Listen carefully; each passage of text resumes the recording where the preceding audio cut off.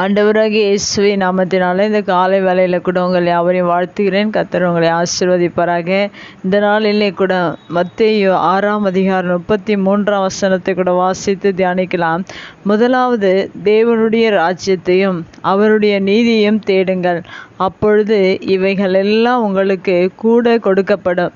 மிக அருமையான வேத வசனம். இந்த வசனத்தின் முதல் பகுதியில் கூட முதலாவது என்று சொல்லப்பட்டிருக்கிற ஒவ்வொரு நாளிலும் முதல் நேரங்கள், முதல் காரியங்கள் வருகிறது. அந்த முதலாவது நம்முடைய வாழ்க்கையில் எதையெல்லாம் நம்ம செய்கிறோமோ ஒவ்வொரு நாளும் அதையெல்லாம் தேவனுக்காக நாம் செய்ய வேண்டும். ஏனென்றால் வசனம் சொல்கிற முதலாவது தேவனுடைய ராஜ்யத்தையும் அவருடைய நீதியும் என்று சொல்லப்பட்டிருக்கிறது. தேவனுடைய ராஜ்யத்தை நாம் தேட வேண்டும்.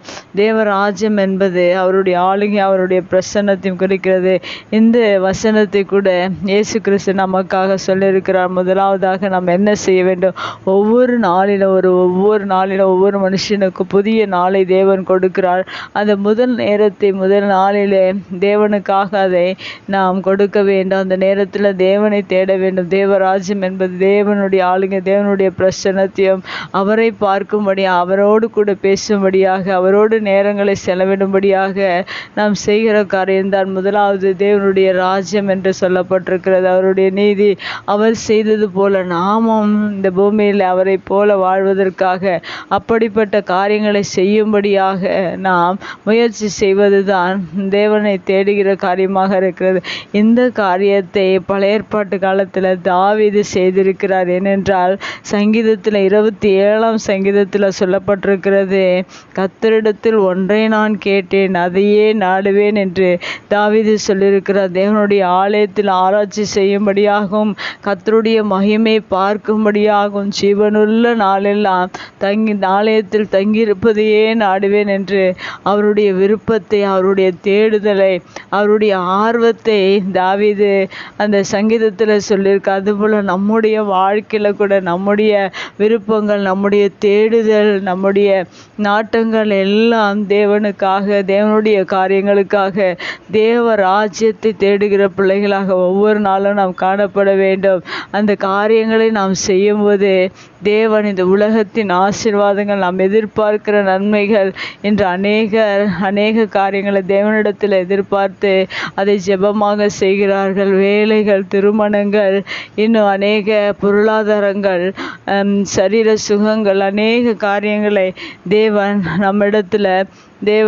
தேவனிடத்தில் மனிதர்கள் எதிர்பார்த்து அதை தேடி, அதை நாடி, அதற்காக ஜெபம் செய்கிறார்கள். ஆனால் தாவீது அவருடைய வாழ்க்கையில் இந்த உலகத்தின் காரியங்களை எதுவும் நாடாதபடிக்கு, தேடாதபடிக்கு ஒன்றை நான் கர்த்தரிடத்தில் கேட்டேன் என்று அவர் வேதத்தை ஆராய்ச்சி செய்வதையும் தேவனுடைய மகிமையை காணும்படியாகவும் ஆலயத்தில் தங்கி அதை தேடி அதை கண்டுபிடித்ததை தாவீது 27ஆம் சங்கீதத்தில் சொல்லியிருக்கிறார். அதுபோல் நம்முடைய வாழ்க்கையில் முதலாவதாக தேவ ராஜ்யத்தை, தேவனுக்கு எடுத்த காரியங்களை தேவனை பார்க்கும்படியாக, அவருடைய பிரசன்னத்தை உணரும்படியாக, அவருடைய மகிமையை பார்க்கும்படியாக, வேதத்தை ஆராய்ச்சி செய்யும்படியாக ஒரு மனிதன் ஒவ்வொரு நாளும் முதல் நேரத்தை தேவனுக்காக கொடுப்பான் என்றால் மெய்யாகவே அவர்கள் எதிர்பார்க்கிற இந்த உலகத்தின் ஆசீர்வாதங்கள் எதையெல்லாம் தேவனிடத்தில் எதிர்பார்க்கிறார்களோ அதையெல்லாம் தேவன் அவர் கூட கொடுத்து நம்மை ஆசீர்வதித்து, நம்முடைய வாழ்க்கையில் நம்மை ஆசீர்வதித்து நம்மை நடத்துகிறவராக இருக்கிறார்.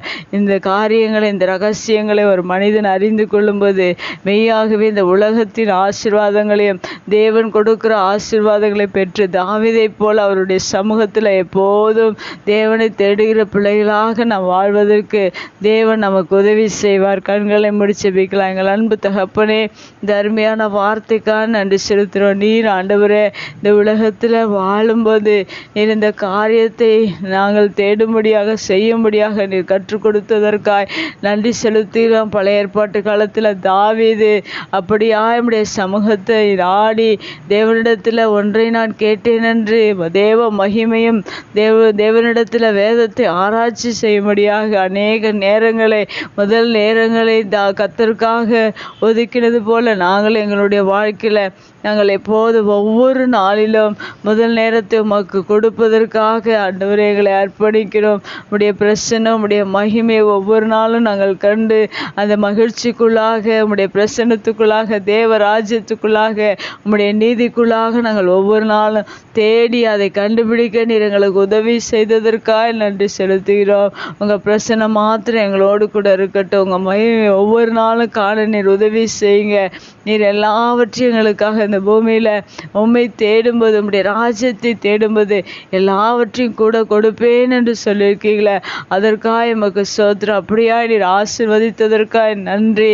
உடைய வார்த்தை கேட்கிற ஒவ்வொரு பிள்ளைகளுடைய குடும்பங்களிலும் அவளுடைய வாழ்க்கையிலும் ஆண்டவரே தேவ ராஜ்யத்தையும் உம்முடைய நீதியும் தேடி கண்டுபிடித்து அந்த ஆசீர்வாதங்களை பெற்றுக்கொள்ள நீர் உதவி செய்வீராக. உலகத்தின் ஆசீர்வாதங்களாலும் நன்மைகளாலும் அவர்களை நீர் ஆண்டவரே கூட கொடுக்கப்படும் என்று சொல்லியிருக்கிற உம்முடைய வார்த்தையின் பிரகாரம் அநேக ஆசீர்வாதங்களை கொடுத்து ஒவ்வொருவரையும் நீர் நடத்துகிறதற்காக நன்றி செலுத்துகிறோம். தொடர்ந்து நீர் நடத்துங்க, ஆசீர்வதிங்க. இயேசுவின் நாமத்தில் ஜெபங்கள் நல்ல பிதாவே, ஆமேன்.